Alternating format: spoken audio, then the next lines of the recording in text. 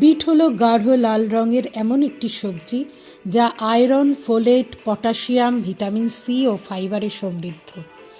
রক্তাল্পতা প্রতিরোধ, রক্তচাপ নিয়ন্ত্রণ, মস্তিষ্কের রক্ত সরবরাহ বাড়ানো, হাড় ও পেশিকে সুস্থ রাখতে সাহায্য করে বিট।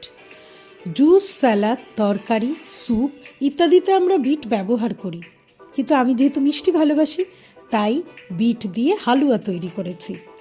তবে কিডনির সমস্যা যাদের আছে তারা বিট এড়িয়ে চলবেন।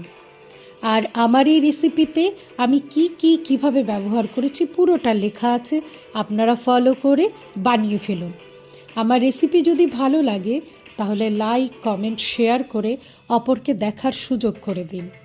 আর চ্যানেলটি সাবস্ক্রাইব করে পাশে থাকবার অনুরোধ করছি। আপনারা ভালো থাকুন, সুস্থ থাকুন। প্রত্যেক রবিবার আমার নতুন নতুন রেসিপি দেখুন।